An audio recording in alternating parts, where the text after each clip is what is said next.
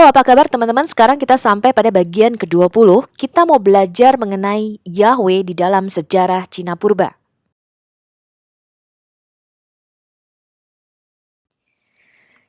Semua kejadian di dalam Alkitab mulai dari penciptaan di Kejadian 1 sampai Kejadian 11, yaitu ketika Tuhan menyerahkan semua manusia dari Menara Babel, itu terdeskripsi ada di dalam huruf-huruf Cina.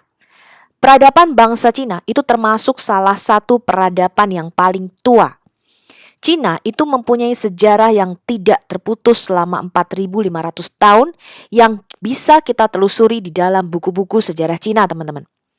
Huruf Cina itu merupakan sebuah piktogram, sama seperti huruf Ibrani atau Mesir. Ya, sejarah tulisan huruf Cina itu dimulai kira-kira 2.500 tahun sebelum Masehi. Kalau kita melihat sejarah, Taoisme itu baru muncul kira-kira abad ke-6 sebelum Masehi. Kemudian Konfusianisme dan Buddhisme itu muncul kira-kira abad ke-5 sebelum Masehi. Lalu selama 2000 tahun sejarah peradaban bangsa Cina, dari mulai Menara Babel sampai munculnya Taoisme, Konfusianisme, Buddhisme yang menyembah banyak dewa-dewa atau ilah-ilah, selama 2000 tahun sebelum Masehi, apa yang orang-orang Cina percayai, teman-teman? Apa yang mereka sembah sebelum munculnya agama-agama tersebut? Selama 2000 tahun peradaban awal, orang-orang Cina itu hanya menyembah satu Tuhan yang maha kuasa, yang mereka sebut dengan Shangdi, dan bukan banyak ilah-ilah lain. Jadi mereka tidak menyembah dewa-dewa, mereka hanya menyembah satu Tuhan yang mereka sebut dengan Shangdi. Shangdi itu berarti raja yang paling tinggi atau raja yang diam di atas langit.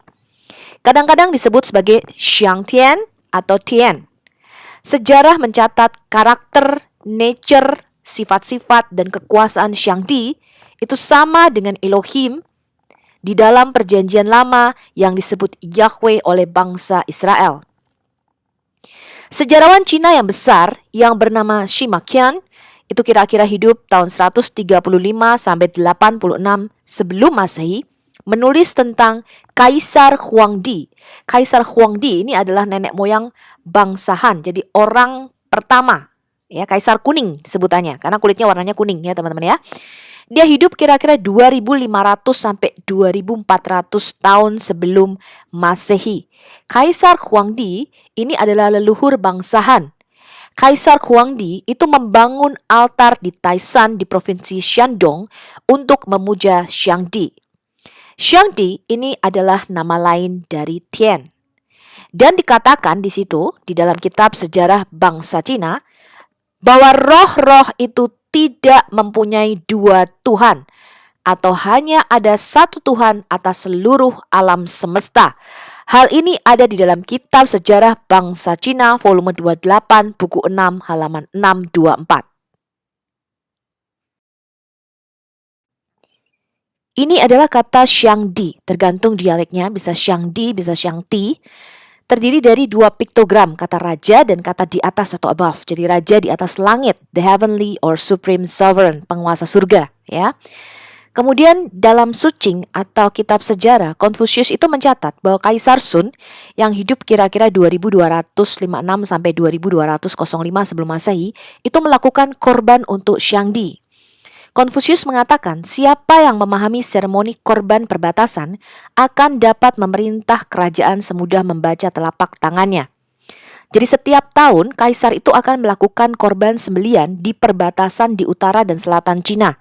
Makanya disebut the border sacrifice atau korban perbatasan. Tergantung kaisarnya teman-teman. Kadang-kadang ada kaisar yang melakukan korban perbatasan ini setahun 2 kali di musim semi dan musim gugur. Tetapi yang pasti setiap kaisar melakukan the border sacrifice ini setahun sekali. Mereka mempersembahkan anak sulung lembu, kambing, dan domba bagi Shangdi. Dinasti pertama yang dicatat di dalam sejarah Cina itu adalah Shang dinasti. Walaupun sebelumnya ada Xia dinasti yang didirikan oleh Kaisar Huangdi, leluhur bangsa Han ya. Tetapi itu tidak dicatat teman-teman. Jadi mereka tidak merekod, hanya secara lisan aja. Jadi tradisi turun-temurun mereka ceritakan ya mengenai Kaisar Huangdi ini. Sejarah dinasti Cina itu dimulai dari Shang dinasti kira-kira 1776-1122 sebelum Masehi. Jadi sejaman dengan Musa dan Yosua kira-kira ya. Sima Qian itu mencatat Shang dinasti menyembah Shangdi. Jadi mereka menyebut Shangdi ini adalah satu-satunya Tuhan atas seluruh bangsa-bangsa yang bisa menurunkan dan menaikkan raja. Jadi ini paralel atau selaras dengan kitab Daniel 2.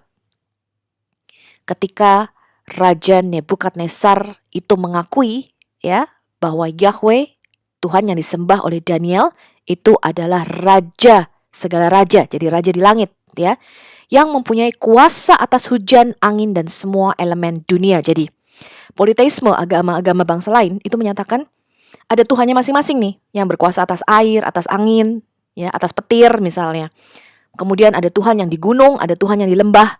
Tetapi bangsa Cina purba, teman-teman, atau the ancient Chinese, itu hanya percaya kepada satu Tuhan yang menguasai semua elemen dunia. Mereka menyebutnya Shangdi, Tuan yang empunya tuayan atau the Lord of the Harvest.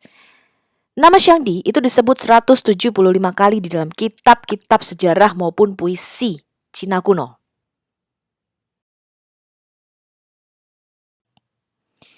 Shangdi itu berkuasa atas raja-raja di bumi. Ini kepercayaan dari bangsa Cina purba.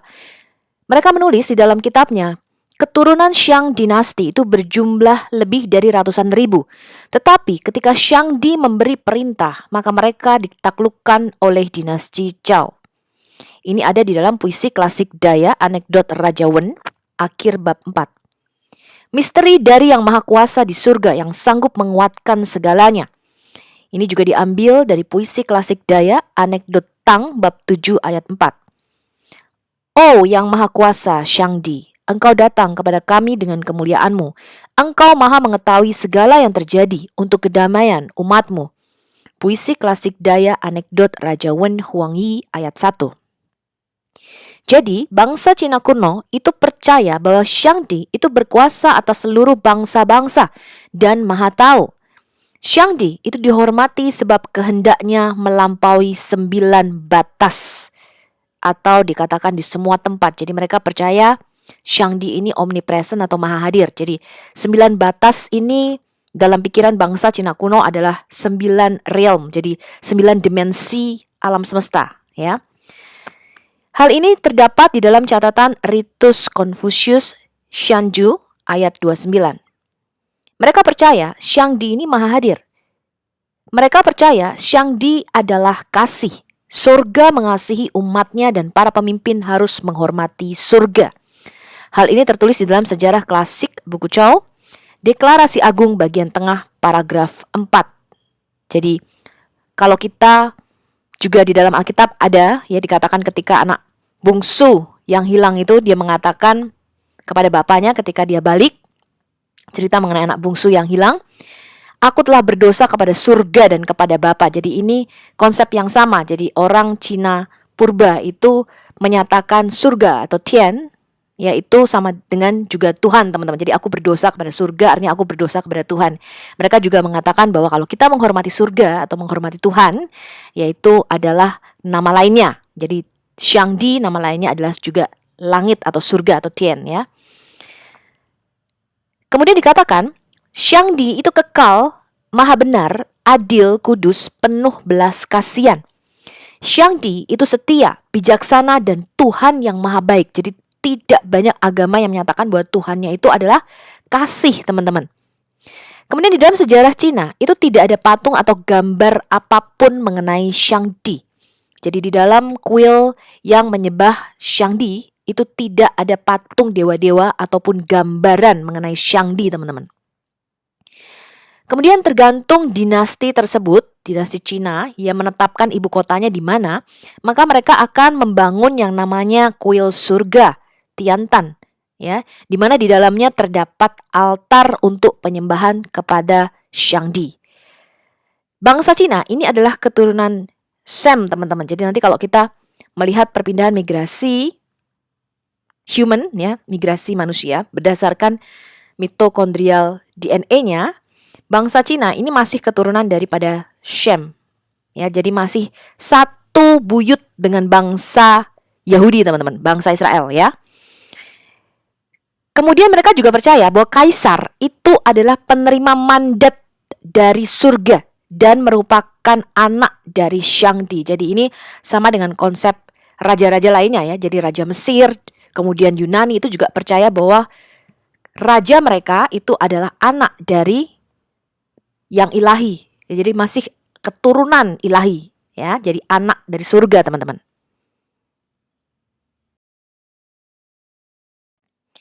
Sejarah penciptaan manusia itu terjadi sekitar 5.000 tahun sebelum Masehi. Kejadian air bah dan menara Babel di mana Tuhan menyerakkan semua manusia menurut bahasanya terjadi kira-kira 2.500 tahun sebelum Masehi. Jika kejadian ini benar dan bukan dongeng, maka pasti orang-orang akan mengingat kejadian itu karena ini merupakan katastrofik global ya, event atau kejadian itu global. Kemudian Adam itu hidupnya 930 tahun, teman-teman. Jadi dia pasti menceritakan dan melakukan ritual korban sembelian ini sehingga anak cucunya itu tahu. Kemudian kita lihat kalau di Alkitab kita, Kain dan Habel itu juga melakukan korban sembelian. Dari mana mereka tahu bahwa mereka harus mempersembahkan korban kepada Tuhan, teman-teman? Tentu saja dari Adam dan Hawa, ya, karena korban sembelian yang pertama kali dilakukan itu adalah di Taman Eden. Jadi ketika Adam dan Hawa jatuh ke dalam dosa, Tuhan itu membunuh seekor binatang, teman-teman, yang mana kulitnya dijadikan baju penutup Adam dan Hawa. Ya, jadi ketika Adam dan Hawa menutupi dengan daun-daun ara, Tuhan tidak berkenan itu. Ya, dia membunuh seekor binatang dan melakukan ritual sembelian. Nah, dari situlah Adam dan Hawa tahu dan diceritakan kepada anak cucunya. Ya, sampai akhirnya pada zaman Nuh, zaman Abraham, semua melakukan ritual korban sembelian ini. Kuil yang ada di Beijing yang Anda lihat di gambar itu disebut dengan kuil surga atau Tiantan. Dibangun tahun 1420 Masehi pada masa dinasti Ming. Di dalam Temple of Heaven atau kuil surga ini tidak ada berhala patung apapun di dalamnya. Dan the Temple of Heaven di Beijing ini didedikasikan untuk menyembah Shangdi. Setiap tahun, kaisar itu akan mempersembahkan korban binatang sebelum memuja Shangdi. Jadi sampai abad ke-20, kira-kira tahun 1900-an, kuil ini masih sangat aktif digunakan, teman-teman, ya, sebagai pemujaan terhadap Shangdi. Mereka menyebutnya Shangdi Tuan yang mempunyai tuayan. Kemudian mereka juga menyebut Shangdi itu sebagai Shangtian, ya. Anda lihat di situ tempelnya sekarang menjadi tempat turis ya, teman-teman ya.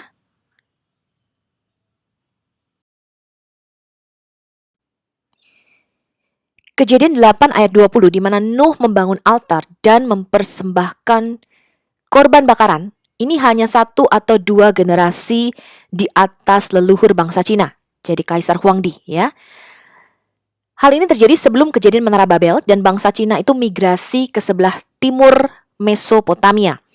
Kaisar Huangdi itu pergi ke Gunung Taishan di provinsi Shandong dan membangun altar kemudian mempersembahkan korban bakaran kepada Shangdi. Shimakian itu mencatat anak-anak surga dari dinasti Xia secara pribadi dan dengan hormat mempersembahkan korban bakaran kepada Shangdi di perbatasan. Karena itu disebut korban perbatasan. Hal ini dicatat di dalam volume 10, kitab 10 Xiaowen dan volume 28, buku 6 Feng Xian. Confucius mencatat korban sembelian perbatasan ini paling penting.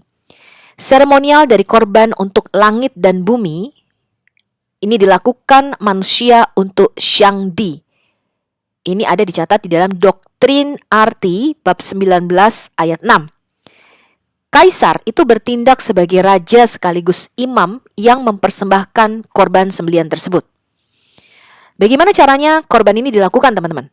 Korban ini dilakukan setiap tahun oleh semua kaisar 18 dinasti Cina. Di perbatasan utara dan selatan, mereka mempersembahkan anak sulung lembu jantannya, ya. Seminggu sebelum diadakan korban bakaran, semua jalan akan dibersihkan yang menuju kuil. Dan masyarakat itu harus berdiam diri di rumah. Kemudian 5 hari sebelum dilakukan korban, binatang-binatang itu harus diperiksa dulu. Dan harus anak sulung binatang kambing, domba, lembu, dan harus tanpa cacat. Hal ini sama dengan yang diminta Tuhan di dalam Alkitab. Ya, harus berupa apa? Anak sulung, kambing, domba, jantan, dan tanpa cacat. Kemudian 3 hari sebelum seremoni, kaisar itu harus berpuasa, menjauhkan diri dari hubungan seksual dan dari makanan. Kemudian di hari korban diadakan, kaisar itu akan mencuci tangannya di atas baskom. Jadi melakukan ritual pembersihan ya. Kemudian nyanyian itu akan mulai dinyanyikan. Kira-kira hampir 11 atau 12 lagu pujian kepada Syangdi. Kemudian kaisar akan sujud menyembah kepada Syangdi, meminta ampun atas dosanya dan dosa seluruh rakyatnya dan memintakan berkat. Kemudian akan dipersembahkan korban berupa batang dupa yang harum. Jadi pembakaran ukupan teman-teman ya. Kemudian kain-kain sutra dan secawan anggur kepada Syangdi. Jadi mereka memasukkannya di dalam korban api-apian, dibakar di dalam api. Kemudian korban sembelian ini dibakar sebagai dupa yang harum kepada Syangdi seperti yang dilakukan Habel dan Nuh di atas altar. Bagaimana ritual korban berbatasan untuk Syangdi itu dilakukan teman-teman? Jadi kaisar pertama akan membersihkan dirinya, kemudian puasa 3 hari, kemudian sebelum melakukan ritual, dia akan mencuci tangannya pada air. Ini sama seperti ketika imam besar hendak melakukan ritual masuk ke ruang kudus Tuhan, ya. Di antara perkataan yang diucapkan kaisar, jadi mereka menyanyikan lagu-lagu pujian teman-teman. Ini adalah lagu pertama yang dia nyanyikan. Pada zaman dahulu kala, pada awal permulaan, ada kekacauan besar, tidak berbentuk dan dalam kegelapan. 5 planet belum mulai berevolusi dan 2 benda penerang belum bersinar. Jadi mereka taunya baru 5 planet dan matahari bulan ya, 2 benda penerang.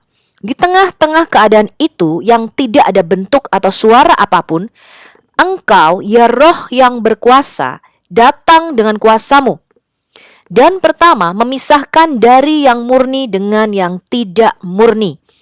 Engkau menciptakan langit-langit, engkau menciptakan bumi, dan engkau menciptakan manusia. Semua menjadi hidup dengan kekuatan untuk bereproduksi. Nah, jadi ini selaras sekali dan lihat urutannya benar ya teman-teman ya. Sama dengan Kejadian 1 nih. Kemudian kaisar itu akan membakar ukupan. Jadi membakar dupa. Dan ini adalah lagu pertama yang dinyanyikan ya ketika mempersembahkan the border sacrifice atau korban perbatasan ini. Sekarang kita lihat kemiripannya dengan apa yang ditulis Musa di dalam kitab Kejadian teman-teman. Pasal pertama. Pada mulanya Allah menciptakan langit dan bumi. Bumi tidak berbentuk dan kosong. Jadi tohu vavohu, kacau balau. Ya, kemudian acak-acakan gitu teman-teman. Ya, tidak berbentuk. Dan kegelapan ada di Tehom, di tempat yang dalam atau di jurang. Kemudian dikatakan apa? Roh Allah melayang-layang. Dan dikatakan di dalam lagu untuk Syangdi ini dikatakan apa? Engkau ya roh yang berkuasa datang dengan kuasamu. Kalau Alkitab kita mengatakan apa? Lalu roh Allah melayang-layang, jadi melingkupi dunia fisik ini. Kemudian melakukan pemisahan. Ya, Tuhan memisahkan terang dari gelap, air dari air, kemudian air dari daratan. Jadi Tuhan melakukan dipisah-pisah, jadi seperti benang yang ruwet teman-teman, kemudian diuraikan sama Tuhan gitu. Tadinya kacau balau dan tidak berbentuk, kemudian diuraikan sama Tuhan, dipisah-pisah. Ya, jadi Tuhan itu tidak menciptakan materi di kitab Kejadian, karena bumi kemudian semuanya itu sudah ada teman-teman, materi itu sudah ada, ya tidak diciptakan, tapi Tuhan memisah-misahkannya. Kemudian Tuhan berkata nih, lihat urutannya sama seperti yang dikatakan oleh bangsa Cina purba, yaitu apa? Langit-langit, kemudian Tuhan menciptakan Haaretz ya. Hashamayim, langit-langit surga dulu. Kemudian apa? Haaretz, bumi, baru Ha-Adam, manusia. Di dalam kitab Kejadian dikatakan apa? Lalu Tuhan berkata, marilah kita menjadikan manusia menurut gambar kita sesuai dengan rupa kita. Jadi ini paralel dan selaras dengan kitab kita teman-teman, Alkitab ya. Yang menarik di dalam konsep leluhur bangsa Cina, Syangdi atau raja yang ada di atas langit atau Tuhan, itu adalah Bapa yang di surga. Kita lihat dulu ya teman-teman ya, lagu pujian Xiu He Song yang dinyanyikan waktu memuji Syangdi. Liriknya sangat menarik teman-teman. Dikatakan demikian, Engkau telah berjanji, Odi, untuk mendengarkan kami, sebab engkaulah Bapa kami. Saya anakmu yang bodoh dan tidak mengerti apa-apa. Saya telah gagal untuk patuh kepadamu. Saya berterima kasih engkau menerima pernyataan kami. Dimuliakanlah namamu yang besar. Dengan hormat kami persembahkan batu-batu permata dan kain-kain sutra. Dengan rendah hati bersuka cita di musim semi. Memuji cintamu yang berlimpah. Ini salah satu lagu yang dinyanyikan pada waktu mereka mempersembahkan korban sembelian di perbatasan. Hal ini tertulis dalam Ketetapan Ming, volume 82 halaman 28. Di dalam kitab Ibrani 9 ayat 22 dikatakan, tanpa penumpahan darah tidak ada pengampunan dosa.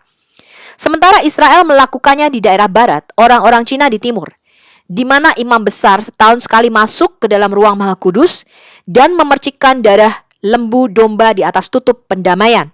Karena itu kita mempunyai perjanjian darah yang merupakan perjanjian paling kuat dan tidak bisa dibatalkan.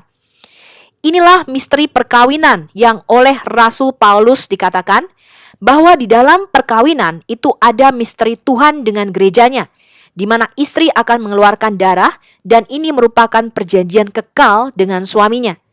Dikatakan bahwa darah binatang itu hanya sementara, sampai datangnya Sang Mesias yang akan menggenapi korban penebus dosa sekali untuk selamanya. Keselamatan kekal itu datang ketika Raja segala raja dan imam besar kita datang untuk mengorbankan darahnya sendiri sekali untuk selamanya. Ini adalah lagu kelima yang dinyanyikan, teman-teman. Dia yang besar dan tinggi menjanjikan semua perkenanannya dan keselamatannya. Kita sama sekali tidak berhak menerima semua itu. Aku, hambamu yang hina, selagi aku menyembah dan memegang cawan yang mulia ini, memuji engkau yang tahun-tahunnya tidak berkesudahan. Kemudian Kaisar akan mencurahkan cawan yang berisi anggur ke dalam api-apian, teman-teman. Jadi dia mempersembahkan anggur.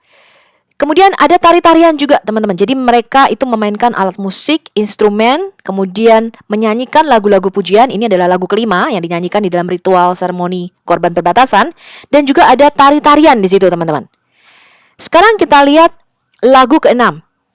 Ketika engkau menyerukan perintahmu, engkau memanggil dan jadilah langit, bumi, dan manusia. Jadi bangsa Cina kuno itu percaya Tuhan itu hanya memerintah gitu ya, atau berfirman. Kemudian semuanya itu ada, ya. Antara langit dan bumi engkau menempatkan manusia dan segala sesuatu. Dan langit direntangkan untuk menutupi di atas mereka. Aku, hambamu yang tidak berguna, memohon keputusan perkenananmu untuk menerangi aku pelayanmu, supaya aku selamanya ada di hadapanmu di surga tertinggi. Kemudian lagu ketujuh. Semua makhluk yang bergerak berhutang kepada kemurahanmu untuk keberadaannya. Manusia dan segala makhluk menikmati cinta kasihmu, Odi. Semua yang hidup berhutang pada kebaikanmu. Tapi siapa yang mengetahui dari mana berkatmu datang? Engkau seorang diri adalah orang tua sejati bagi segala makhluk. Jadi ini sama seperti yang ada di dalam Alkitab, dikatakan dia adalah Bapa segala roh. Ya, jadi kita semua ini berasal dari dia, teman-teman. Makanya disebut Bapa. Tidak semua lagu ya, teman-teman ya, karena ada 12 lagu. Ini lagu ke-10. Dikatakan demikian, dengan seremoni yang khidmat kami telah mempersembahkan. Dan engkau, ya roh yang berkuasa, telah berkenan menerima persembahan kami. Semua tarian telah dipersembahkan dan 9 kali musik telah dimainkan. Berikan yadi berkatmu dan buatlah kebahagiaan di dalam rumahku. Instrumen dari logam dan batu berharga telah memperdengarkan melodinya. Ikat pinggang permata dari semua pelayanmu telah berdenting. Roh-roh dan manusia bersukacita bersama memuji engkau, yang adalah Tuhan.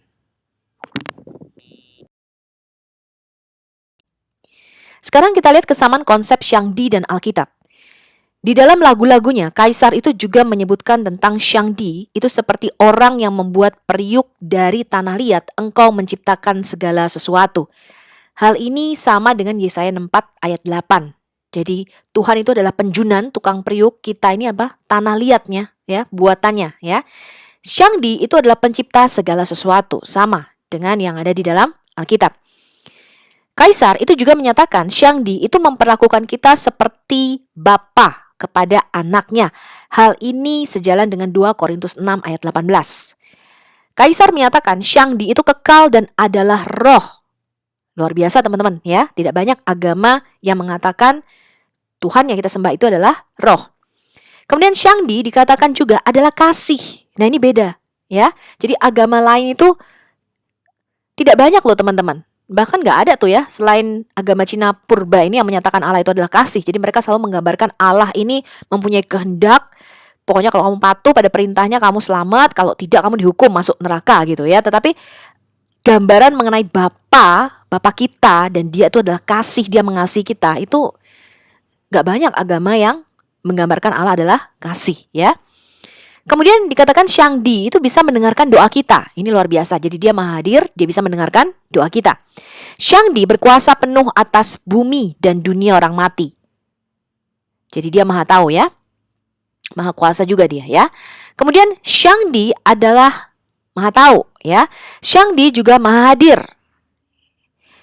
Di dalam kitab Xiangshu dikatakan karena manusia berdosa, Tuhan itu memerintahkan Songli untuk menutup jalan komunikasi antara manusia dengan Tuhan. Wow, ini luar biasa. Berarti mereka itu percaya tadinya manusia itu bisa dengan intim berkomunikasi dengan Tuhan. Tetapi karena dosa, kita dipisahkan. Ini luar biasa nih, konsep yang sama ya dengan Alkitab. Kemudian, kesamaan lainnya teman-teman, tidak ada patung atau gambar apapun tentang Xiangdi. Dalam sejarah Cina, teman-teman, tadinya kaisar-kaisar ini selalu melakukan ritual penyembahan kepada Xiangdi. Kemudian Kaisar Qin Shi Huang, itu kira-kira tahun 260-210 sebelum Masehi. Ini satu kaisar ini tidak mau mengikuti ritual korban sembelian ini, teman-teman. Jadi dia menyimpang dari leluhurnya. Qin Shi Huang itu sekalipun dia terkenal karena dia mempersatukan daratan Cina, tetapi dia juga terkenal sebagai raja yang paling jahat di seluruh sejarah Cina, teman-teman. Dia membuat patung dari kayu dan memercikkan darah babi untuk menghina Xiangdi. Di masanya, penyembahan berhala itu marak di seluruh Cina.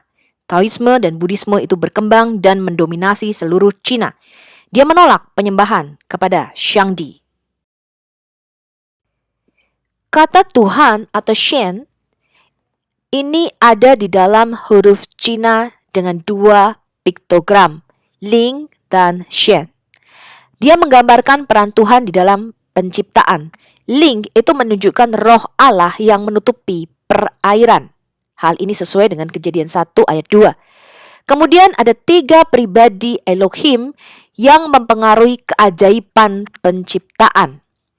Shen itu mengidentifikasi suara Allah sebagai kekuatan aktif di dalam penciptaan. Seperti halnya kitab suci. Kalau kita mengatakan apa? Firman. Ya. Kemudian hal ini paralel dengan Kejadian 1 ayat 3, ayat 6, ayat 9, ayat 11, 14, 20, 24, dan 26. Gambar yang Anda lihat di sini teman-teman, ini menunjukkan kata manusia yang dimahkotai permata sebagai ciptaan Tuhan. Dan dalam taman yang tertutup dia ditempatkan. Jadi kata Shen atau Tuhan itu terdiri dari 2 kata. Ya, kemudian kalau kita uraikan lagi, terdiri dari 3 piktogram. Anda lihat di situ garden, itu artinya taman tertutup. Kemudian man, ya ada seseorang di situ yang reveal atau declare atau mewahyukan sesuatu.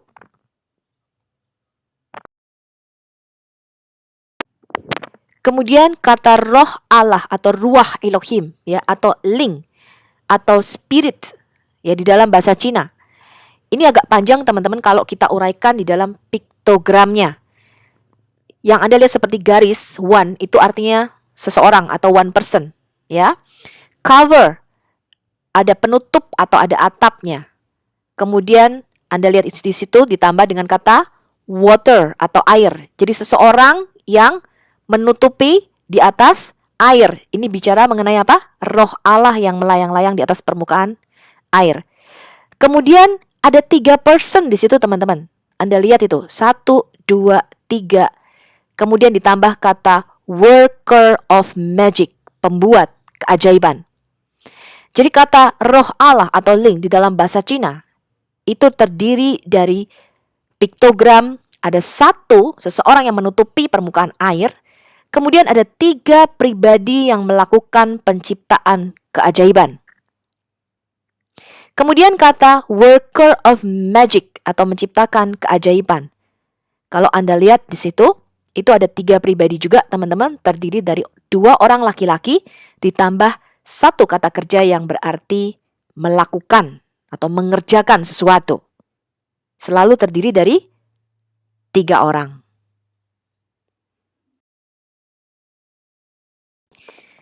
Kata Tian, teman-teman, artinya yang ada di surga atau heaven atau surga, itu terdiri dari 2 piktogram. Seseorang yang berupa garis, itu artinya melambangkan the one atau person, ya, seseorang, ditambah kata great atau sesuatu yang besar, yaitu artinya Tian, teman-teman. Kemudian kata Su atau leluhur atau ancestor itu terdiri dari 2 piktogram. Yang pertama adalah Tuhan, yang kedua adalah menyerupai, moreover, mirip, ya. Jadi leluhur itu adalah manusia pertama yang diciptakan seperti Tuhan. Anda lihat kan persamaannya dengan kitab Kejadian kita? Sekarang kita lihat kata migrasi atau berpindah tempat, kian, migrate. Kata migrasi atau berpindah tempat itu terdiri dari 4 piktogram. Apa saja? Great, sesuatu yang besar. Kemudian ada pergerakan atau walk. Kemudian west atau barat. Dan stop. Jadi migrasi itu adalah perjalanan besar perpindahan dari barat.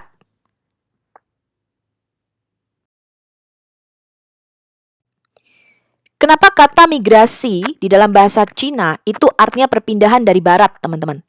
Kalau Anda lihat di situ di peta, tanah Cina, yaitu di timurnya Menara Babel.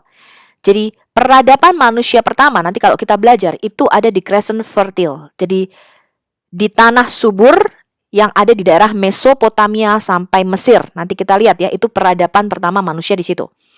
Kemudian Menara Babel itu adanya di tanah Sinear di Irak. Nah, dari situ ketika Tuhan menyerahkan semua manusia, dia menyerahkan menurut jumlah anak-anak Allah, ya, menurut Bene Ha-Elohim. Kemudian Tuhan menyerahkan menurut bahasanya masing-masing. Nah, bangsa Cina itu kemudian migrate atau berpindah tempat dari Babel, dari Menara Babel ke timur, teman-teman. Anda lihat sekarang ya, itu daerah Cina di situ.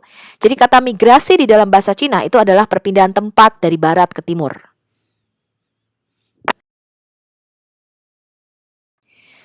Kemudian kata barat atau Shi, teman-teman. Kata barat itu terdiri dari 3 piktogram, yaitu seseorang, kemudian laki-laki, ya, person, a man, ditambah dengan enclosure, yaitu dari taman tertutup, teman-teman. Ini adalah kata barat, yaitu seseorang yang ditempatkan di dalam taman tertutup. Di mana itu? Di Eden pastinya, ya.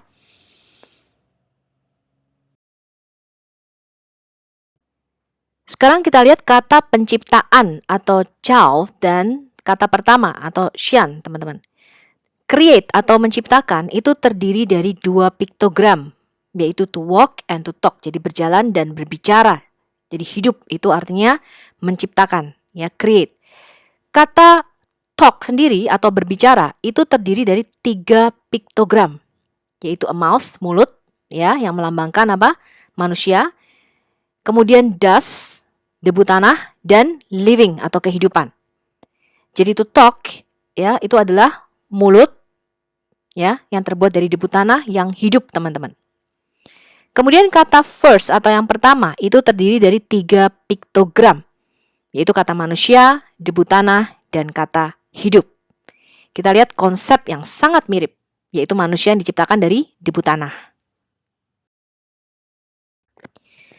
Jadi konsep penciptaan di dalam huruf Cina, yang pertama itu Tuhan menciptakan manusia dari debu.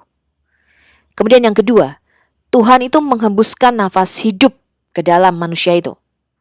Yang ketiga, manusia itu menjadi makhluk yang hidup. Yang keempat, Tuhan menempatkan manusia pertama itu di dalam taman yang tertutup. Yang kelima, taman itu berada di sebelah barat tanah Cina, teman-teman. Sama nggak nih dengan kitab Kejadian? Sama persis ya. Ini adalah pohon tembaga, San Xing Dui. Pohon tembaga ini adalah artefak kuno yang dibuat pada zaman-zaman tembaga. Ya, kira-kira usianya diperkirakan 2.700 sampai 4.000 tahun sebelum Masehi, teman-teman, ya. Tingginya kira-kira 3,95 meter, jadi hampir 4 meter. Pohon tembaga yang dibuat dari tembaga ini itu seperti pohon pengetahuan baik dan buruk, teman-teman. Kalau Anda lihat di situ, ini ada buah yang dilindungi oleh daun-daun. Daun-daunnya sangat tajam di situ. Kemudian di bawah pohon tembaga ini ada ular yang bertanduk 2 dan berkaki 2. Anda lihat di bawah itu ya, itu adalah ular tembaga, teman-teman. Kakinya 2, tanduknya ada 2 di situ. Nah, kemudian ada gambaran tangan manusia yang memegang pohon itu.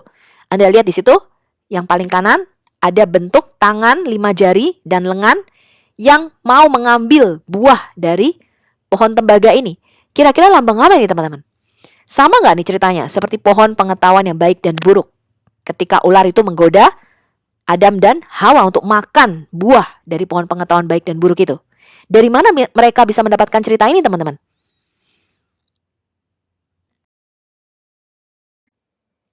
Kemudian kata daging atau raw atau flesh, teman-teman, di dalam bahasa Cina itu terdiri dari 3 piktogram. Manusia, kemudian ditambah border atau batas, ditambah lagi manusia, ya, atau seseorang. Jadi ada 2 manusia yang ada di dalam satu kontainer, satu batasan, satu border. Apa ini artinya, teman-teman? Jadi tubuh atau daging ini merupakan satu wadah atau satu tempat. Kenapa ada 2 person di situ? Karena manusia itu terdiri dari jiwa dan rohnya. Kemudian ada ditempatkan di dalam tubuh tanah liat. Ya. Kemudian kata inside atau di dalam itu terdiri dari 2 piktogram. Kata masuk, di dalam, ditambah batasan atau border. Menjadi kata inside.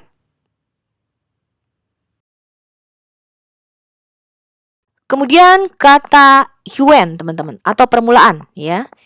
Yuan dalam bahasa Cina itu terdiri dari 2 piktogram, yaitu dua pribadi, ya, ditambah dengan manusia atau people. Jadi 2 orang manusia ini membentuk kata in a beginning atau permulaan, ya, yuan. Kemudian kata finish atau complete, selesai. Itu adalah kata beginning atau permulaan ditambah cover atau tutup di atasnya. Jadi 2 orang manusia yang ditutup di cover melambangkan rumah tangga, teman-teman, ya. Ini membentuk kata selesai, finish atau complete.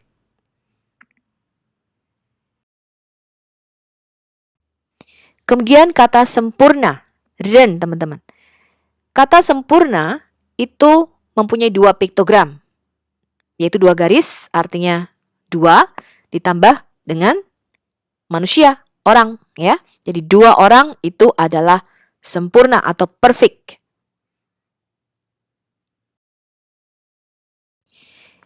Yang menarik, teman-teman, kata telanjang, naked, teman-teman. Nggak pakai baju nih, guang-guang. Jadi kata telanjang itu ada beberapa di dalam bahasa Cina. Salah satunya adalah guang-guang. Nah, guang-guang ini melambangkan ada 2 pribadi di situ yang bersinar atau bercahaya, teman-teman. Jadi ini melambangkan ketika Adam dan Hawa di Taman Eden. Ketika dikatakan mereka telanjang, itu bukan berarti telanjang bulat ya, nggak pakai apa-apa, tetapi ada sinar kemuliaan Tuhan yang menutupi mereka, teman-teman. Kemudian kemuliaan Tuhan ini hilang ya ketika Adam dan Hawa jatuh ke dalam dosa. Kemuliaan ini diambil lagi, depart from them. Kemudian kata taman, yuan. Kata taman di situ terdiri dari 5 piktogram, teman-teman. Ada kata person, ya, ada 2 orang, ada 2 person, ada 2 pribadi. Enclosure, tertutup, ya, di dalam tempat yang tertutup. Kemudian ada breath atau nafas, dan ada debu tanah atau dash. Itu membentuk kata taman. Jadi Tuhan mengambil tanah, dia menghembus dengan mulutnya kepada 2 orang. Kemudian ada 1 orang laki-laki dan yang keluar dari sisinya yaitu perempuan. Jadi kalau Anda belajar bahasa Cina, ya, yang keluar dari sisinya, coretan itu adalah perempuan, teman-teman, keluar dari samping laki-laki, ya, bagian tulang rusuknya. Kemudian menempatkan mereka di dalam tempat tertutup. Nah, ini membentuk kata taman atau garden.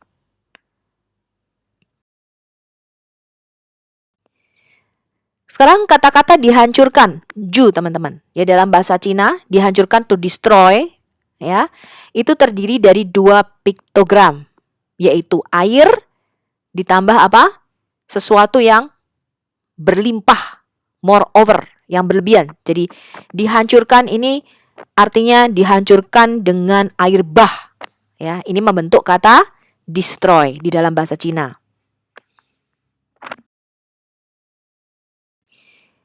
Tadi kita teringat kata dihancurkan itu dengan air bah ya, teman-teman ya. Dihancurkan dengan air yang berlimpah-limpah.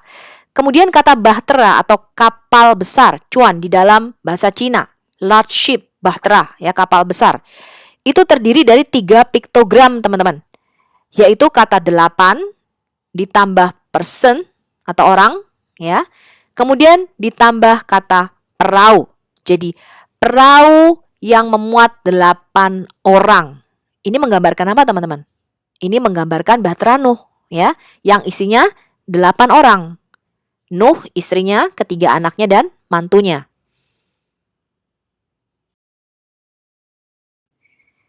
Kata menara atau tower, ya, di dalam bahasa Cina itu terdiri dari 5 piktogram, teman-teman. Mouth, ya, mulut, kemudian atau seseorang, ya, ditambah 1, kemudian ditambah kata people, manusia, ya, orang-orang, ditambah grass, rerumputan, teman-teman. Kemudian ditambah debu tanah. Jadi kata tower atau menara di dalam bahasa Cina ini berarti orang-orang yang satu bahasa, ya, people with one mouth, united. Kemudian mereka mengambil jerami atau rumput dicampur dengan tanah liat. Ini membentuk batu bata untuk membangun satu tower atau menara. Tadi kita teringat kepada Menara Babel, ya, membangun jerami, rerumputan, ya, ditambah tanah liat, ya, membentuk batu bata, membangun satu menara yang tinggi. Lalu kata kekacauan, teman-teman, confusion atau kebingungan. Luan itu di dalam bahasa Cina terdiri dari 2 piktogram, yaitu tongue atau lidah, ya, ditambah kata misteri. Nah, ini karena Tuhan mengacaukan bahasa-bahasa manusia. Jadi kekacauan itu dimulai dari lidah atau dari mulut, teman-teman.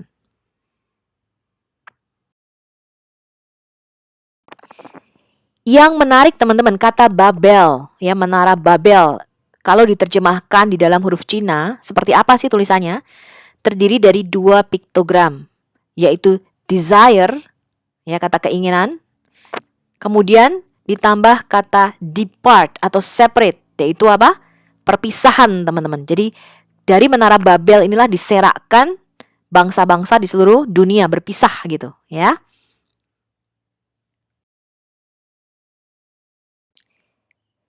Yang sangat menarik kata korban, shi, di dalam bahasa Cina. Kalau Anda perhatikan, itu terdiri dari 4 piktogram. Yang atas itu lambang domba, domba muda, teman-teman. Ya. Kemudian yang kiri itu adalah sapi atau lembu. Kemudian yang seperti belati, yaitu Anda lihat seperti pisau di kanan bawah, itu artinya dibunuh dengan pisau atau tombak. Jadi domba atau sapi atau lembu yang dibunuh dengan pisau atau tombak. Kemudian yang di bawah itu menjadi kata sempurna. Nah, keempat piktogram ini membentuk kata korban. Jadi korban di dalam konsep Cina itu adalah domba atau sapi yang dibunuh dengan pisau atau tombak yang dipersembahkan sebagai persembahan yang sempurna. Kata berkat atau kebahagiaan, fu, di dalam bahasa Cina, happiness, bahagia ya, fu. Ini terdiri dari 4 piktogram. Tuhan, kemudian ditambah 1, ditambah manusia, one person, di dalam taman tertutup. Jadi kata kebahagiaan itu di dalam konsep Cina, Tuhan dan manusia yang mempunyai satu hubungan yang intim di dalam taman yang berbuah-buah.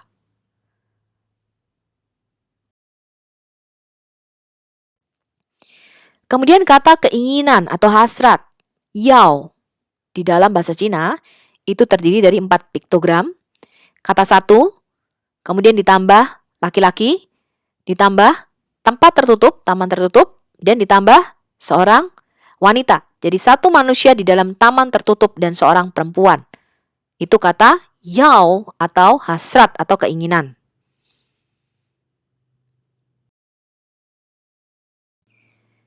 Kata dilarang, cin, teman-teman, di dalam bahasa Cina, forbidden, ya, larangan. Itu terdiri dari 2 piktogram. Yang pertama adalah komen atau perintah, ya, ditambah 2 pohon, teman-teman. Jadi kata dilarang, ini Tuhan memberikan perintah atau pewahyuan tentang 2 pohon. Kira-kira apa nih, teman-teman? Pohon kehidupan dan pohon pengetahuan yang baik dan yang jahat, seperti yang ada di dalam kitab Kejadian, selaras sekali, ya.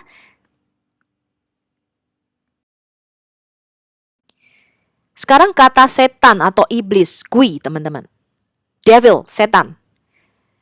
Ini terdiri dari 4 piktogram. Secret, diam-diam.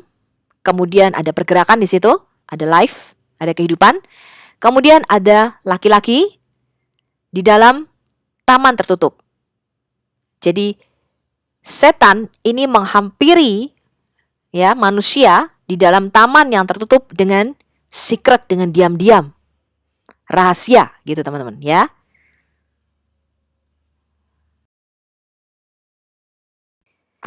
Sekarang kata mo atau sang penggoda atau sang pencoba, tempter di dalam bahasa Cina, itu terdiri dari 3 piktogram.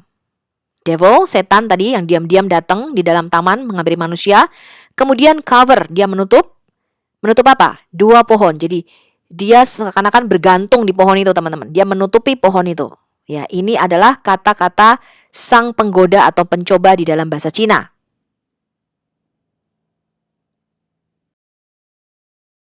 Kemudian kata keluar atau lai, teman-teman. Lai gitu ya. Come gitu ya. Keluar, ayo. Itu terdiri dari 3 piktogram. Ada person pertama, person kedua, jadi ada 2 orang di balik pohon. Nah, ini melambangkan apa? Ketika Tuhan mencari Adam dan Hawa itu sedang bersembunyi di balik pohon. Benar ya? Lalu Tuhan katakan, kamu ngapain di situ? Kamu di mana nih, Adam? Lalu Adam keluar dari pohon itu bersama dengan Hawa. Kami takut, Tuhan, karena kami telanjang. Ya, kata lai. Ya, 2 orang yang keluar dari pohon itu melambangkan kata lai, keluar.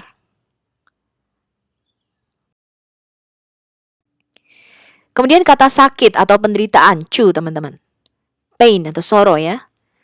Itu terdiri dari 3 piktogram, yaitu manusia, kemudian kata under atau di bawah, ditambah 2 pohon. Jadi manusia di bawah kutuk, ya, karena sudah makan dari pohon pengetahuan baik dan buruk itu menjadi sakit, ya, menjadi kata sakit atau penderitaan.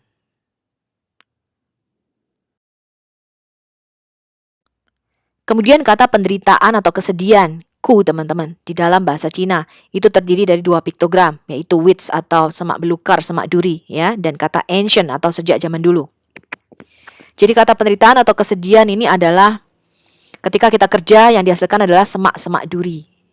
Nah, ini melambangkan apa? Kutukan yang diberikan Tuhan kepada Adam, ya, bahwa kalau kamu kerja dengan susah payah, kamu akan mencari nafkahmu, tetapi yang dihasilkannya hanya semak-semak duri. Nah, kata ini di dalam bahasa Cina membentuk kata penderitaan atau kesedihan, teman-teman. Kemudian kata aku atau wo di dalam bahasa Cina itu terdiri dari dua piktogram, yaitu pisau ditambah dengan tangan. Jadi seakan-akan tangan yang memegang pisau atau dilukai dengan pisau. Itu kata aku atau wo, teman-teman. Yang menarik adalah kata kebenaran atau dibenarkan, yaitu kata righteousness, ya, kebenaran. Ini terdiri dari dua piktogram, yaitu domba dan saya.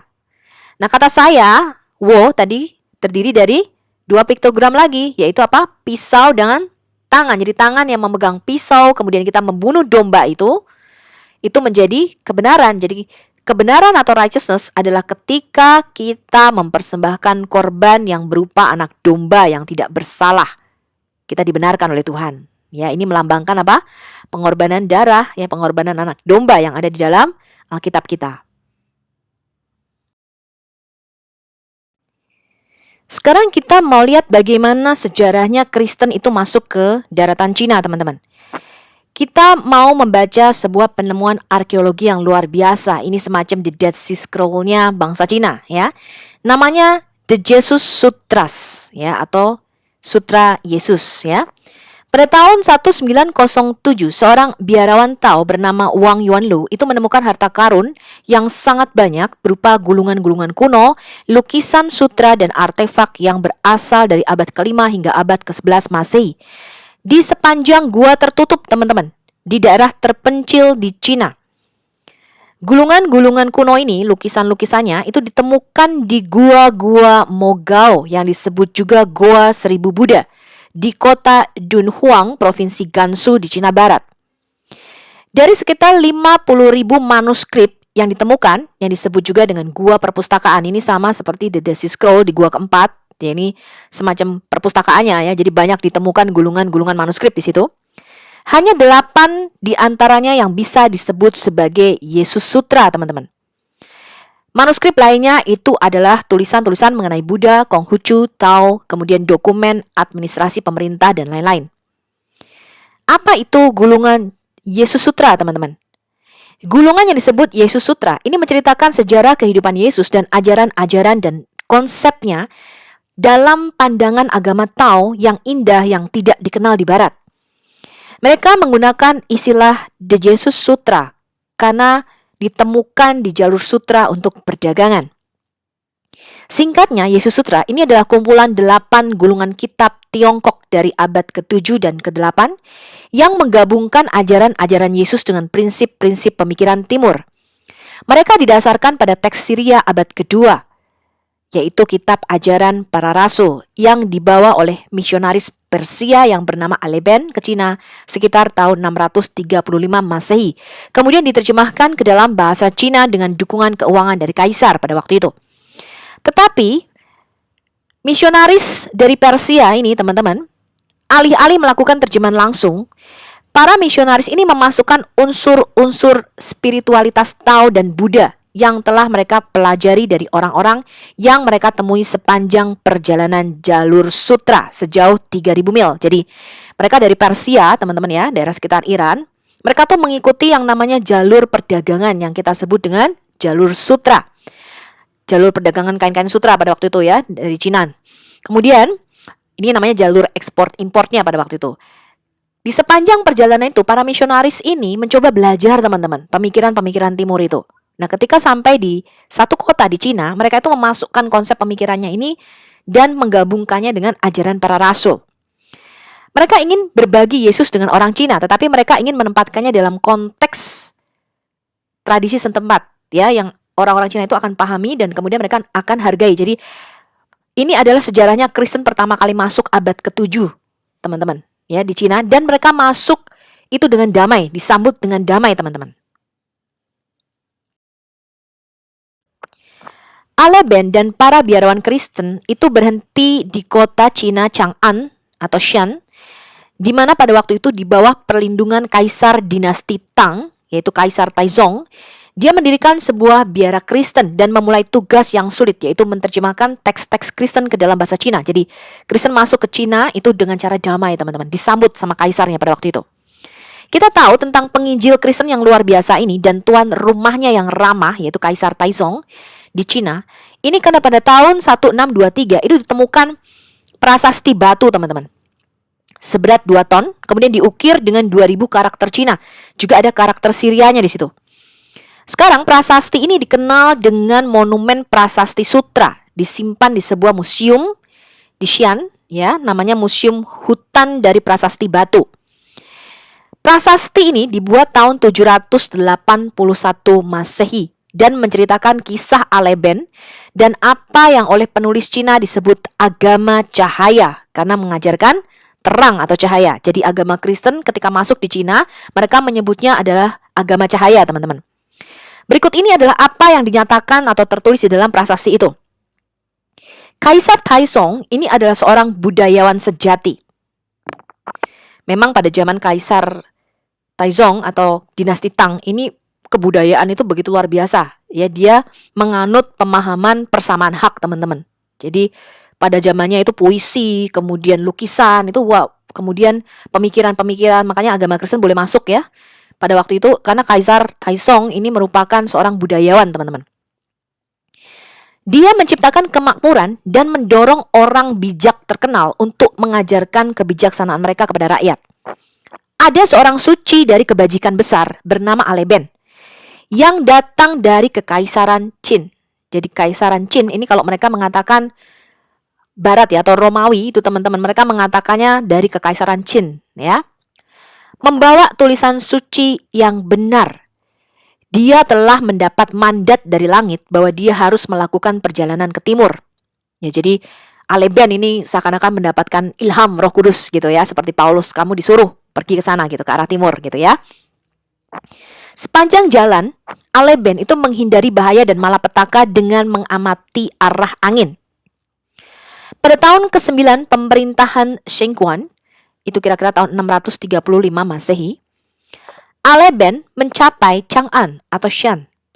Kaisar mengutus menterinya, bangsawan tinggi Xuanling, bersama dengan pasukan penjaga istana ke pinggiran barat untuk menjemput Aleben ke istana.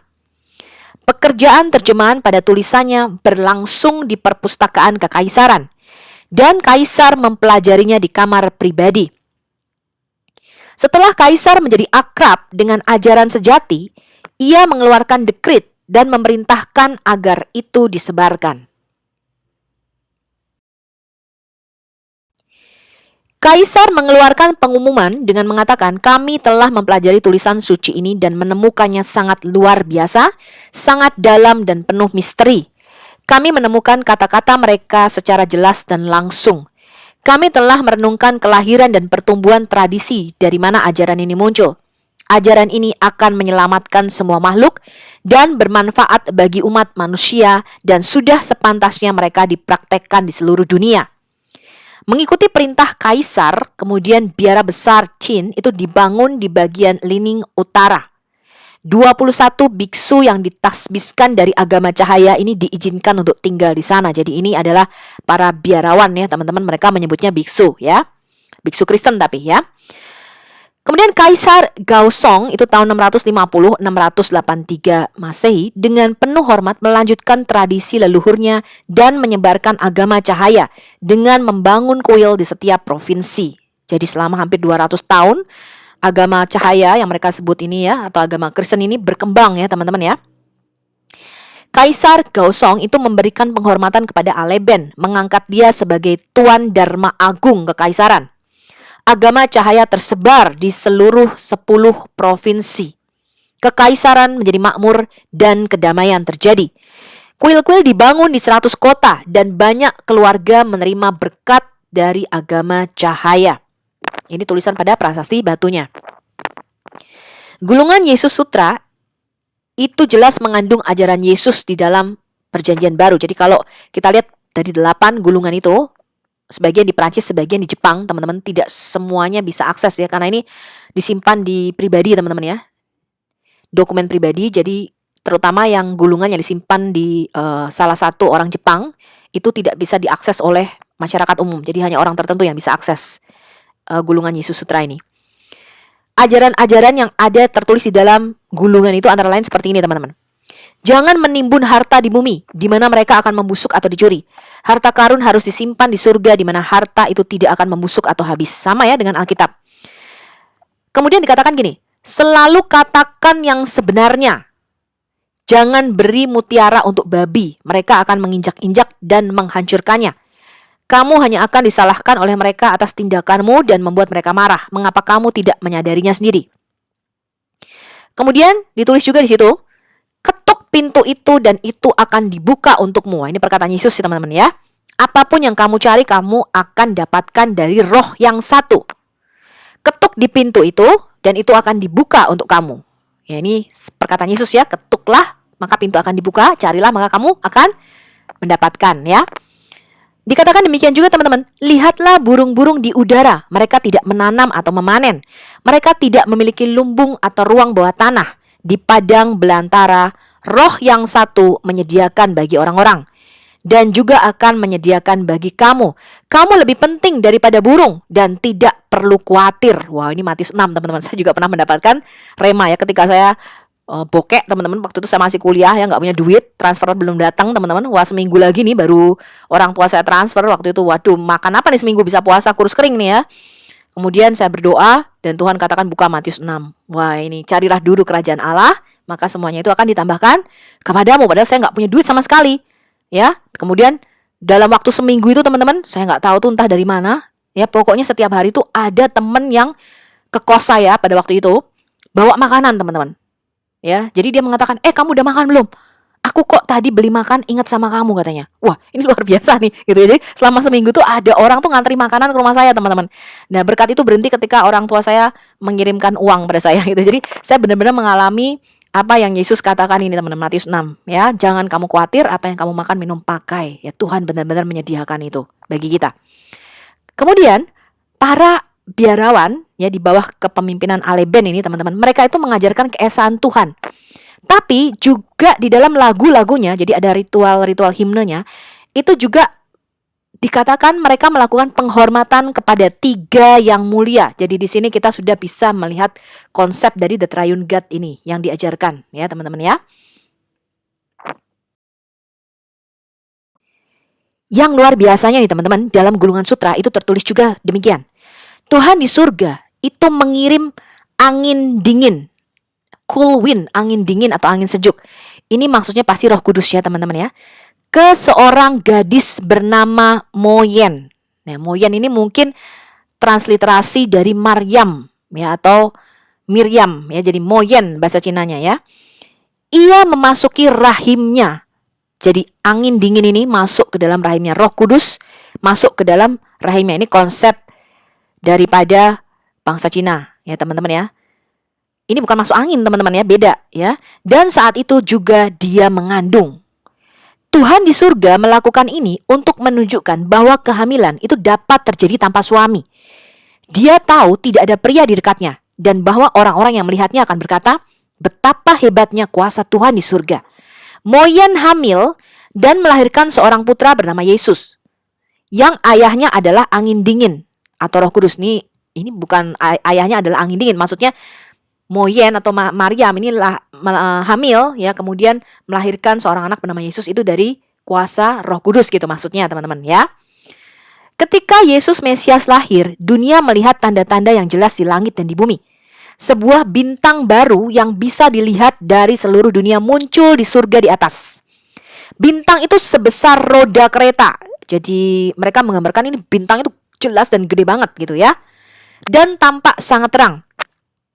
Kira-kira pada waktu itu dia lahir di negara Efrata di kota Yerusalem.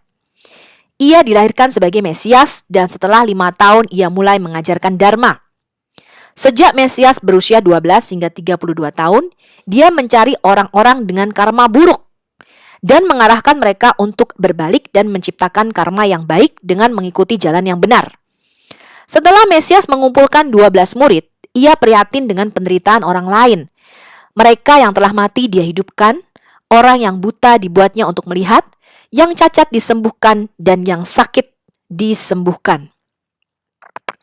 Demi semua makhluk hidup dan untuk menunjukkan kepada kita bahwa kehidupan manusia sama rapuhnya dengan nyala lilin, Mesias menyerahkan tubuhnya kepada orang-orang ini dari karma yang buruk. Demi semua manusia yang hidup di dunia ini, dia menyerahkan hidupnya. Setelah Mesias bersedia menerima kematian, musuh-musuhnya menangkap Mesias dan membawanya ke tempat terpencil, mencuci rambutnya dan naik ke tempat tengkorak yang disebut Golgota. Mereka mengikatnya di sebuah tiang dan menempatkan 2 perampok kelas berat di sebelah kanan dan kirinya. Mereka mengikat Mesias ke tiang pada saat jaga kelima dari puasa hari ke-6. Mereka mengikatnya pada waktu fajar dan ketika matahari terbenam di barat langit menjadi hitam di keempat penjuru. Jadi ada kegelapan meliputi bumi pada waktu itu. Ini sejalan ya dengan sejarah dunia yang kita baca kemarin. Bumi bergetar dan bukit-bukit bergetar. Jadi ada kegelapan yang menutupi bumi, gerhana matahari. Kemudian ada apa? Gempa bumi. Kuburan di seluruh dunia terbuka dan orang mati hidup kembali. Wah, ini luar biasa teman-teman. Ini kesaksian mengenai kitab Matius ya, di mana orang-orang kudus itu masuk ke Yerusalem pada saat Yesus bangkit. Kita juga membacanya di The Act of Pilate ya, atau Gesta Pilati atau Injil menurut Nikodemus ya. Dikatakan demikian teman-teman, siapa yang dapat melihat hal seperti itu dan tidak memiliki iman di dalam pengajaran tulisan suci? Seseorang yang memberikan hidupnya seperti Mesias adalah tanda dari iman yang besar.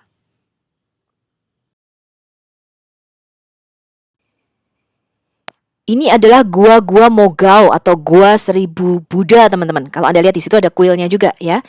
Gua-guanya ini luar biasa ya teman-teman ya. Mirip-mirip The Dead Sea Scroll nih. Anda bisa baca lebih jelas lagi kalau Anda mau mendalami masalah The Sutra Yesus ini teman-teman. Di dalam bukunya The Lost Sutras of Jesus, Unlocking the Ancient Wisdom of the Shan Monks, edited oleh Ray Rigard dan Thomas More. Kemudian Martin Palmer di dalam bukunya The Jesus Sutra, Rediscovering the Lost Scrolls of the Taoist Christianity.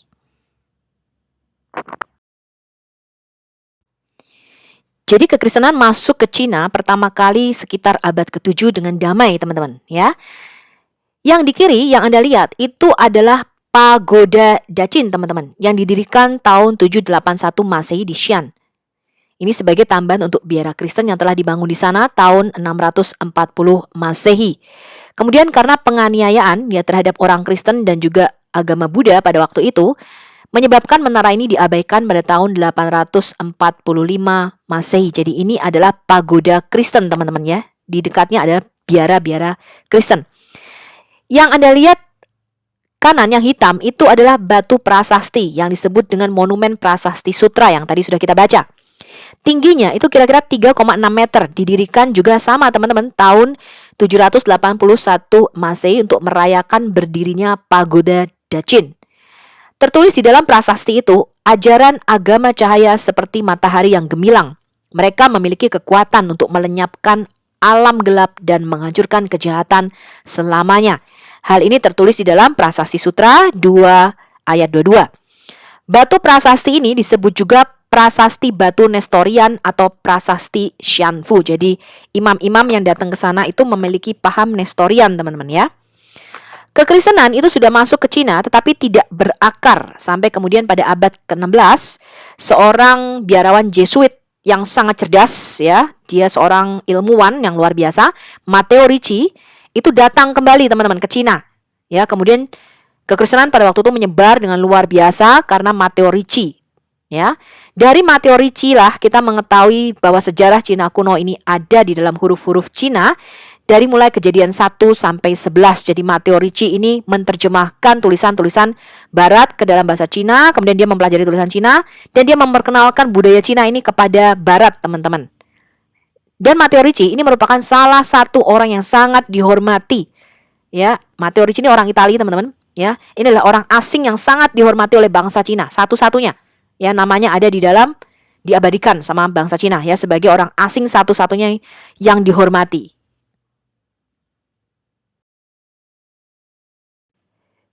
Kemudian kalau kita lihat lebih dekat lagi Prasasti Batu Sutra tadi teman-teman ya, di atasnya judulnya, yaitu kalau kita zoom, Anda bisa lihat di situ. Itu ada tulisannya teman-teman. Ini merupakan seni yang luar biasa ya. Agama Dacin Cahaya, catatan transmisinya di seluruh Tiongkok. Kemudian yang saya beri lingkaran merah itu kalau kita lihat lebih dekat lagi, itu ada gambar kelopak bunga lotus teman-teman. Kemudian di tengah-tengahnya ada salibnya. Wah, ini luar biasa sekali ya. Jadi ya memang ada sedikit pemaduan antara pemikiran Taoisme di sini teman-teman ya. Sekarang yang menarik teman-teman, kelahiran Yesus itu ternyata juga didokumentasikan dengan baik di dalam sejarah Cina kuno. Kita lihat teman-teman, Matius 2 ayat 1 sampai 2. Sesudah Yesus dilahirkan di Bethlehem di tanah Yudea pada zaman Raja Herodes, datanglah orang-orang Majus dari timur ke Yerusalem dan bertanya-tanya, "Di manakah dia, raja orang Yahudi yang baru dilahirkan itu? Kami telah melihat bintangnya di timur dan kami datang untuk menyembah dia." Di dalam sejarah kekaisaran Cina, itu setiap malam selalu ada 14 ahli perbintangan kaisar. Jadi seperti orang-orang Majus ini ya teman-teman ya. Mereka itu adalah ahli-ahli astronomi, ya, ahli-ahli perbintangan. Dan begitu juga di Cina teman-teman. Setiap malam itu selalu ada 14 ahli perbintangan kaisar yang mengamati malam. Pada waktu Yesus lahir, itu pada zaman dinasti Han. Ahli perbintangan dinasti Han itu mencatat, pada bulan kedua tahun kedua pemerintahan Jianping, ada komet yang keluar dari bintang Altair. Bintang Altair ini adalah bintang paling terang di rasi bintang Aquila. Komet ini keluar selama lebih dari 70 hari. Dipercaya bahwa komet ini keluar untuk menggantikan era lama dengan era baru. Altair, matahari, bulan, dan 5 planet itu bergerak bersama untuk memulai era baru. Permulaan tahun baru, bulan baru, dan hari baru. Penampakan komet ini tidak diragukan akan membawa perubahan. Penampakannya yang lama selama lebih kurang 70 hari, ya, ini menunjukkan bahwa ada kejadian penting. Hal ini dicatat di dalam kitab astronomi dinasti Han. Hal ini kira-kira terjadi sekitar 9 Maret sampai 6 April tahun 5 sebelum Masehi. 70 hari ini adalah waktu yang diperlukan untuk melakukan perjalanan dari timur terdekat ke Yerusalem. 13 bulan kemudian, di hari Jiao, bulan ketiga, tahun ketiga Kaisar Jianping, bintang terang ini ada di konstelasi Aquila.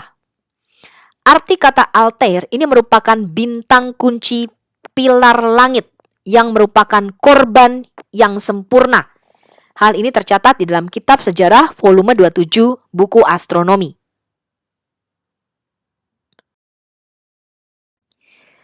Cocok nggak sih teman-teman apa yang dicatat bangsa Cina tadi teman-teman? Ada tanda besar di langit.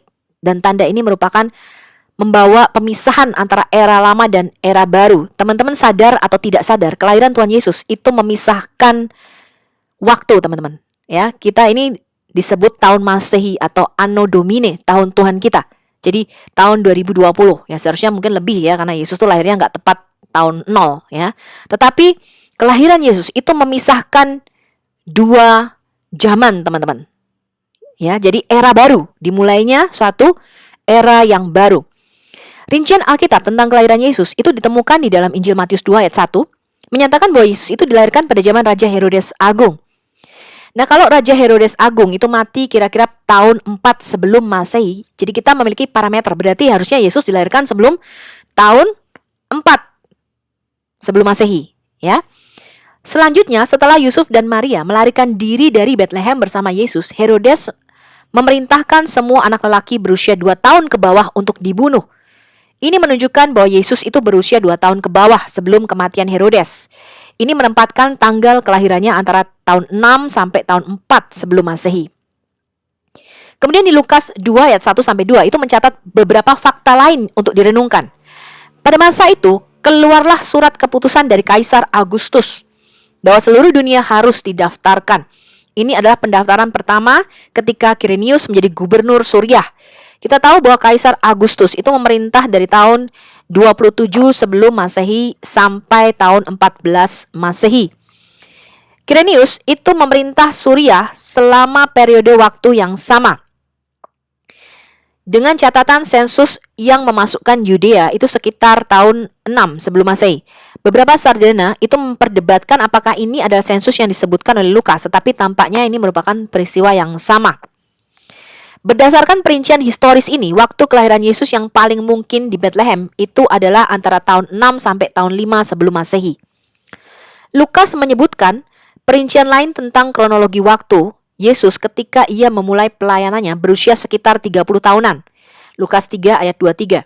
Yesus memulai pelayanannya selama masa Yohanes Pembaptis melayani di padang belantara. Dan pelayanan Yohanes itu dimulai pada tahun ke-15 masa pemerintahan Kaisar Tiberius. Pontius Pilatus menjadi gubernur Yudea dan Herodes Antipas ya, menjadi raja wilayah Galilea. Dan saudara lelakinya Filipus raja dari wilayah Eturaya dan Trakonitis. Dan Lisanias itu menjadi raja Abilen. Selama masa jabatan imam besar Hanas dan Kayafas. Jadi pada waktu itu memang ada satu imam besar boneka gitu ya. Jadi imam besarnya ada dua teman-teman, yaitu Hanas dan Kayafas. Lukas 3 ayat 1 sampai 2. Jadi satu-satunya periode waktu yang cocok dengan semua fakta ini adalah tahun 26 sampai 29 Masehi. Yesus memulai pelayanannya.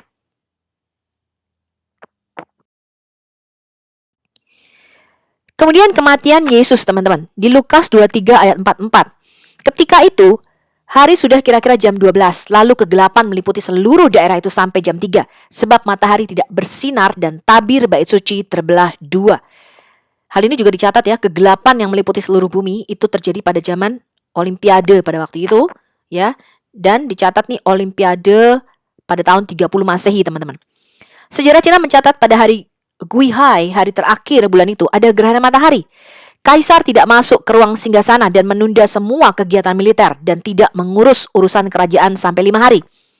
Dan Kaisar mengumumkan, sifatku yang buruk telah menyebabkan kejahatan ini, bahwa matahari dan bulan itu diselubungi gelap. Aku takut dan gemetar apa yang akan kukatakan. Semua orang yang melakukan persembahan tidak boleh mengucapkan kata kudus. Ini dicatat di dalam sejarah dinasti Han volume 1 silsilah Kaisar Guangwu tahun ke-7. Guihai ini adalah hari terakhir dari bulan ketiga di musim semi pada tahun ke-7 pemerintahan Guangwu. Hal ini terjadi kira-kira tahun, kalau dihitung 31 Masehi. Jadi antara 30 sampai 31 Masehi. Tergantung teman-teman ya, ngitungnya dari mana nih teman-teman. Ya, ada 30, ada 31. Jadi kira-kira hampir 34 tahun setelah komet itu terlihat. Musim panas bulan keempat hari Renwu, dekret kekaisaran dibacakan. Yin dan Yang, gelap dan terang, telah bertukar. Matahari dan bulan menjadi gelap. Dosa seluruh manusia sekarang ada pada satu orang. Pengampunan diberitakan sekarang untuk semua di bawah langit. Jadi ini dicatat di dalam sejarah dinasti Han volume 1 silsilah Kaisar Guangwu tahun ke-7. Gerhana yang terjadi di hari Guihai itu dikatakan manusia dari sorga mati. Ini dicatat juga di dalam sejarah dinasti Han, sejarah nomor 18, Guihai. Jadi ahli perbintangan mereka tuh benar-benar luar biasa ya. Bisa membaca tanda-tanda alam ini dengan tepat, teman-teman. Dan mereka mengatakan, oh ini ketika kegelapan yang luar biasa di seluruh dunia terjadi, ini dosa semua manusia ini ditimpakan pada satu orang. Dan mulai sekarang akan diberitakan pengampunan bagi semua orang yang ada di bawah kolong langit. Dan dikatakan juga manusia dari surga mati. Jadi mereka mencatat ini, teman-teman, ini tercatat ya di dalam buku sejarah mereka.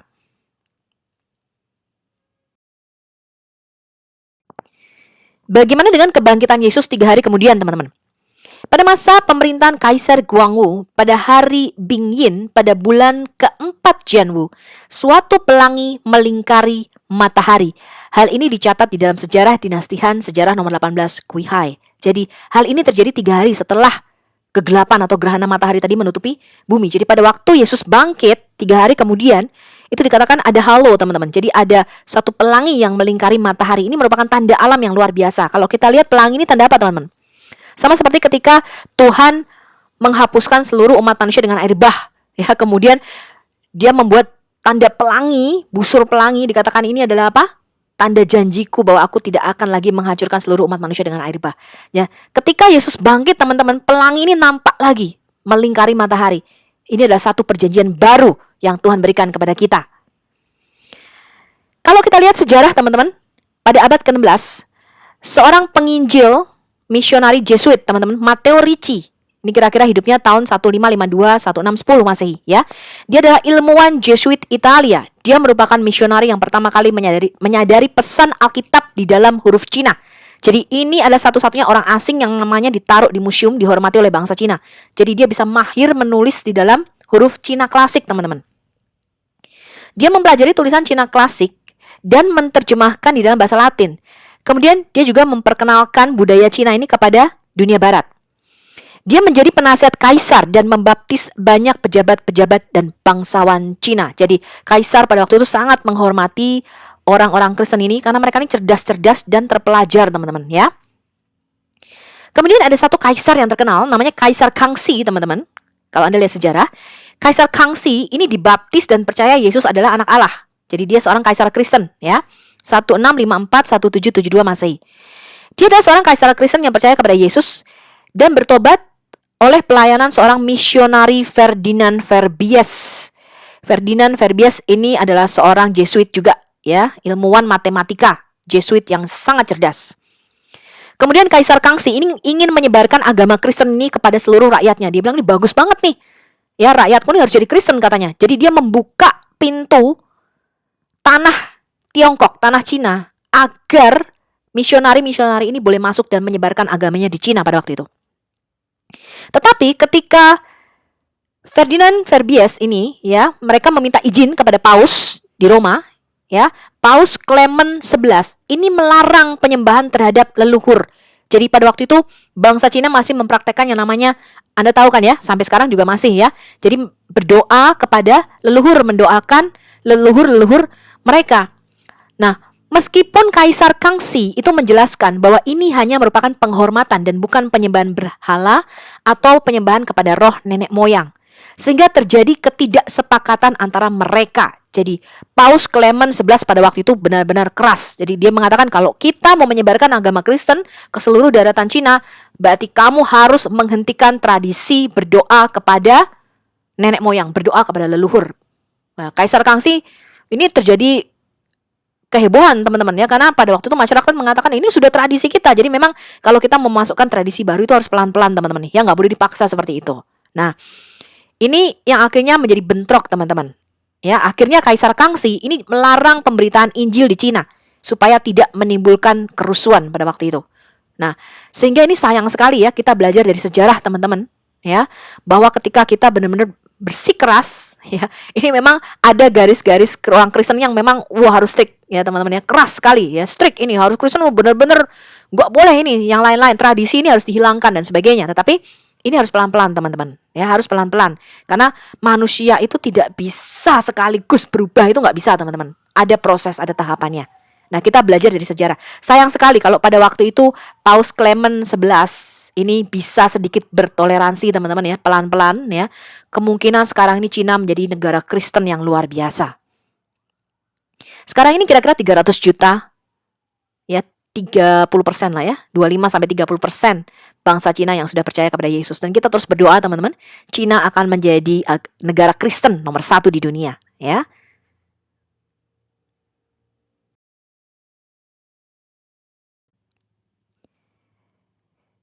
Terima kasih teman-teman, sampai jumpa di video ke-21. Anda boleh download dan sharingkan video ini bagi semua teman-teman di seluruh Indonesia. Saya harap bisa menjadi berkat dan kita harus banyak belajar ya. Yesus berkata, langit dan bumi akan berlalu tetapi firman-Ku tinggal tetap. Marilah kita membawa kabar baik Injil ke seluruh pelosok Indonesia. Indonesia pasti akan diselamatkan dan Tuhan akan mencurahkan Roh Kudus-Nya atas bangsa ini. Amin.